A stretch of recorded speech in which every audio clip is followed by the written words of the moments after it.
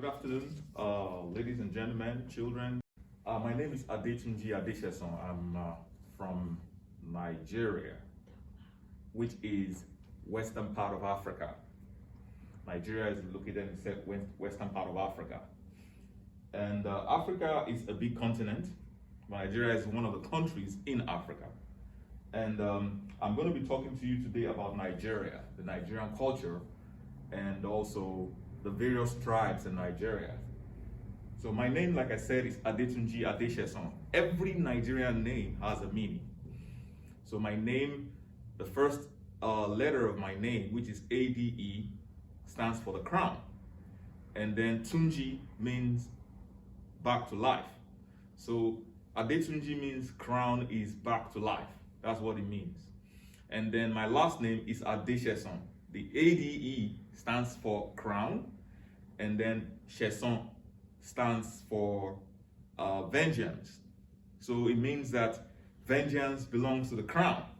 So what we mean by vengeance belongs to the crown is that the crown is so powerful that it can determine if you live or die. You know, the king is a very powerful position. The king occupies a very powerful position. Nigeria is the most populated country in the continent of Africa.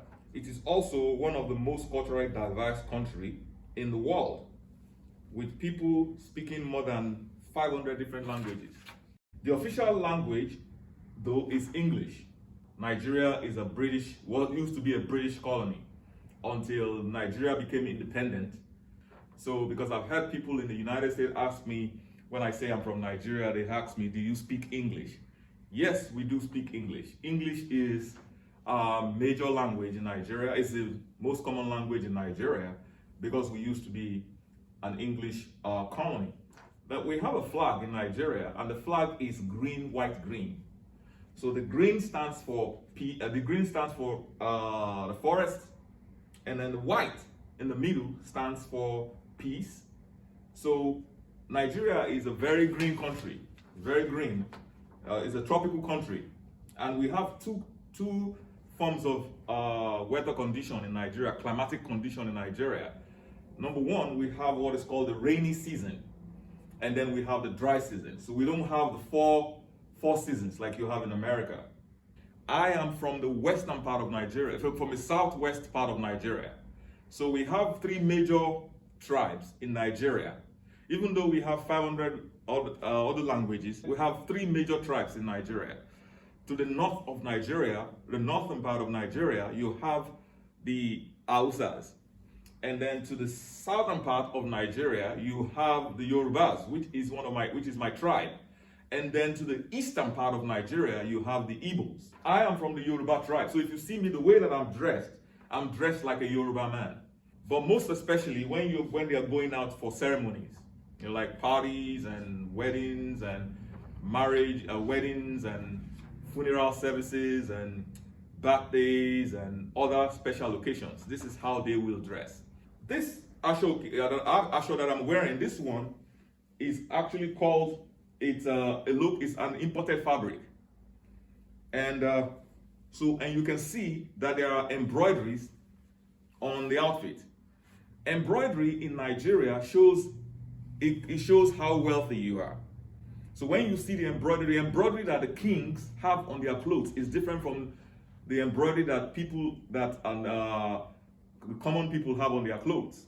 And so this part of the outfit is called agbada, which means a big outfit. And then there's another one underneath, which is called buba. And then the other one is called shokoto. The pants is called shokoto. This is not dashiki. This is in form of a dashiki, but it is not dashiki. Dashiki usually is smaller, but this is called agbada. This dashiki is smaller, about this length, and up to this place. So because dashiki is very, very common in America. People say dashiki, but that dashiki is a form of clothes, but it's a shorter form of agbada. That's dashiki. Since I'm from the Yoruba tribe, we also have specific food that we eat. We have breakfast, we have lunch, and then we have dinner. just like you have in America as well.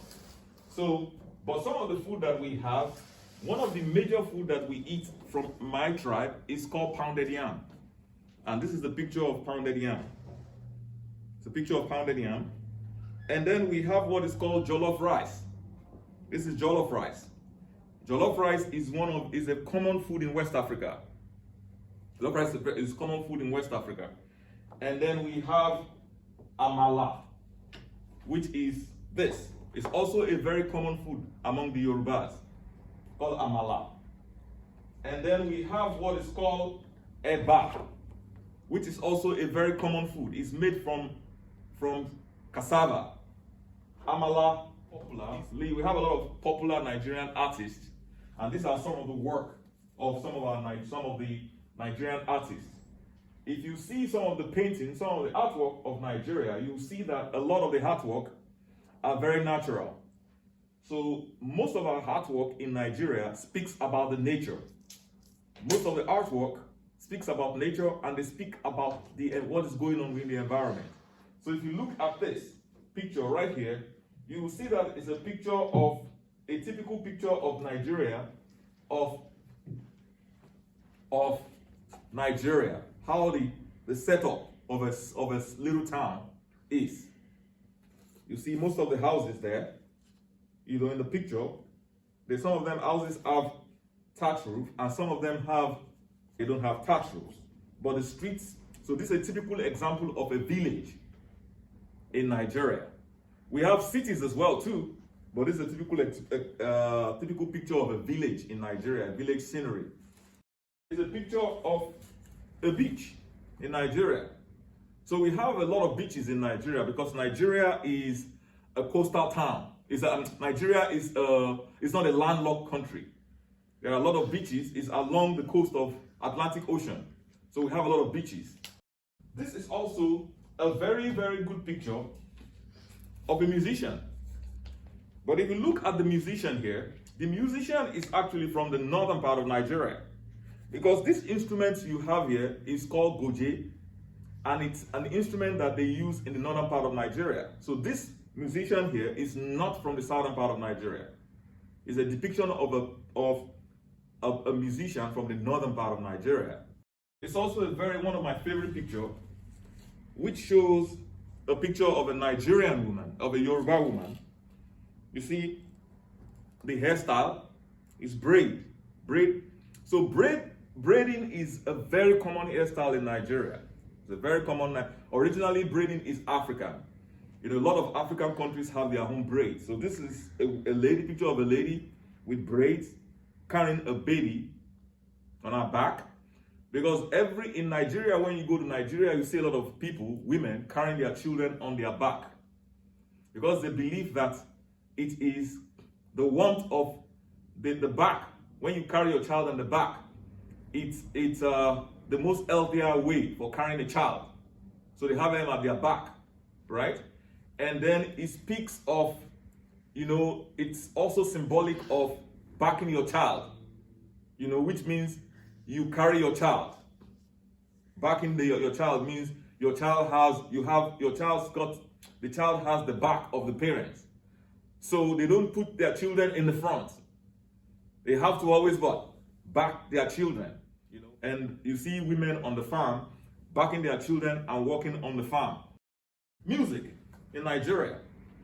You see, music and arts and craft is a very important part of the Nigerian culture. Arts, craft, and music is a very important part of the Nigerian culture. Most of the things we use in the household, most of the things that are used in the villages in the household are crafts. They are made by artisans, like baskets, like cooking utensils, spoons, and all those are made. Even drinking ware, they are made from calabash. They are made by artisans. So I'm going to show you something here. It shows a Nigerian man holding onto a staff. And this person is actually from the northern part of Nigeria. And I can tell from from the beards. Because majority of the northerners have long beards, right? And then from the kind of hat, the cap that he's wearing, you see his cap is different from mine. So you can tell the caps they wear in the north is different from the ones we wear in the south. That's how you tell a northerner and a southerner. But this is a wooden carving that is made from a wood called ebony. It's not ordinary wood. If you carry it, it's made from ebony. And it's very expensive, which is a carving. But this carving is actually not from Nigeria. This carving is from Angola. It's from Angola. And this was given to me by one of my students from Angola. It shows 3 monkeys. And those 3 monkeys, the first one you see here, see no evil, hear no evil, and speak no evil. That's what it means. So this is a drum called djembe. It's a smaller form of djembe. There's a kind of kettle drum, and it is very common in West Africa. You see different forms of djembe. This is a smaller one. There are big djembes and there are small djembes.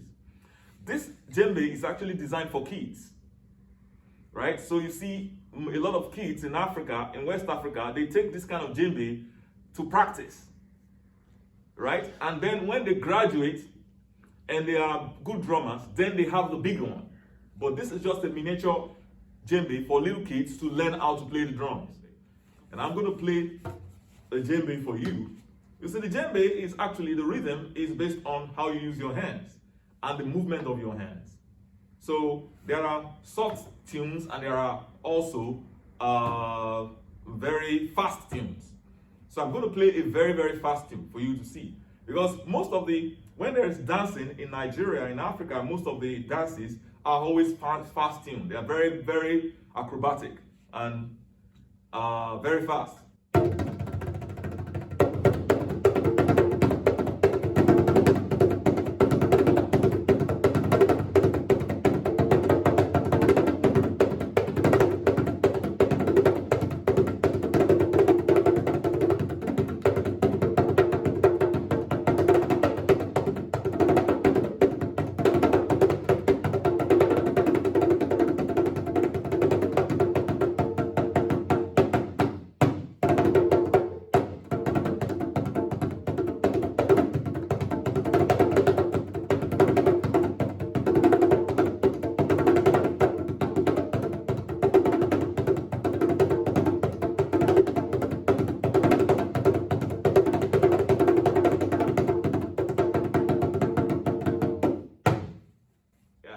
That is a fast tune. This drum is used for cultural purposes, like weddings, parties, and naming ceremonies. People dance, and then they also use for spiritual purposes as well. Because in Nigeria, most of us, we worship deities, gods, which I'm going to talk about in a few minutes. So they also use it to worship their gods. Another very common drum that we play in Nigeria is called the talking drum. And I have 2 forms of talking drum here today. And I'm going to talk briefly about the 2 forms. You see, the talking drum is an ensemble. It's not just only one drum. It's usually 5 forms of this drum. They are categorized in terms of, there's a family of drums. They have iyalu, omele, and dundun, shekere. They have different kinds of drums. So this is just a smaller version of the drum. So this is called gongo, and this is called gongon. So the gongon has oson. Oson is this. That is the control of the drum. That's why they call it oson. So when you control the drum, you have to use the oson to control it. So the oson is used to control it. This drum is very popular in most West African countries. But in Nigeria, in the Yoruba land, they call it gongon.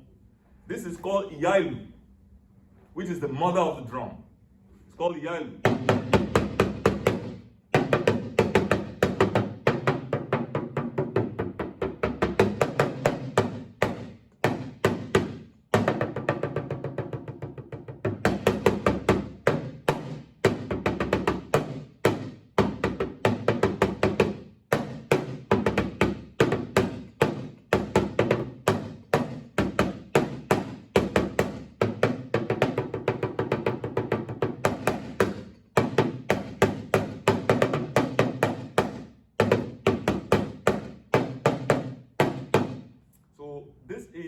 talking drum, and they use it to talk. So, and during occasions, parties, they use it for talking. And it's very, very common in most West African countries, especially the Yoruba tribes. There is no party within the Yorubas without the talking drum. So the talking drum is very, very important. This is a bronx, and it's very, very common in Benin. In the olden days, Benin Empire is one of the empires in Nigeria, in western part of Nigeria. And they make this kind of structures, and they make it from bronze. So this is waxed bronze, and it was carved into this image by local craftsmen in Nigeria, in Benin, in the city of Benin. So an example of locally woven fabric is called Ashoki. This is different from the kente. The kente is common to Ghana, but the Ashoki is common to Nigeria. So it's the Yoruba tribes in Nigeria, they use Ashoki. And this is used for occasions like weddings, parties, burial ceremonies, and different events. This is also another form of Ashoki. You see, this is different, and this is made into a cap. This is made into a cap. This is also Ashoki, and this is how you dress with it. It's also Ashoki. And then what I have here, like I showed you before, is also called Ashoki, right, as well. It's also called Ashoki.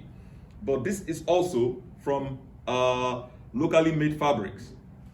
In Nigeria, in the Yoruba culture, every child has a name. And the child is not given the name until the 7th day after the child is born. That's our culture. So if a woman has a child, the child is not named until the 7th day. And when the child is named on the 7th day, there's usually a ceremony that goes with it.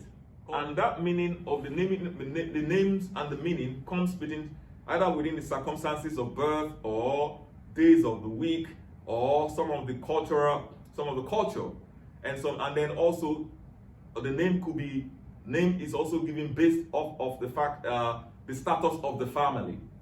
Like my own name is Tunji Adesheson. Like I said when I started, the Ade means crown, which means that I am from a royal family.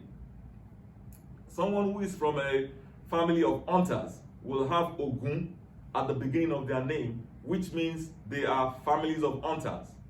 Someone who is a drummer will have Anyon at the beginning of their name, which means they are families of the person is from a family of drummers, right? So different names, also family names, also come from professions that the fathers or forefathers of the people do from in the past. That's also one common thing about the Yoruba tribes. Then also, the Yoruba tribes are also very popular for tribal marks. I don't know if you're familiar with this. You can probably see some people with tribal marks. Tribal marks, when a child is born in Yoruba land, in the past, they put tribal marks on the face of the child to identify the child, which tells you where the child comes from, the tribe of the child, and then the lineage of the child. So there's also tribal marks. But these days, we don't have tribal marks like before. In the olden days, the tribal mark was a very serious tradition. You have to have tribal marks. That was in the olden days. So, and then another thing that I also like to talk about is our language, Yoruba language. So if you want to say good morning in my culture as a Yoruba person, you say Ekaaro, which means Aro means morning. And then if you want to say afternoon, to greet someone in the afternoon, you say Ekale. Ale means night. And then if you want to greet someone in the afternoon, you say Ekason. That is how we greet in my language. And then if you want to say bye, you say Odabo. So on that note, I will say Odabo. Thanks for giving me the opportunity to talk to you about the Yoruba culture and the Yoruba heritage. Thank you.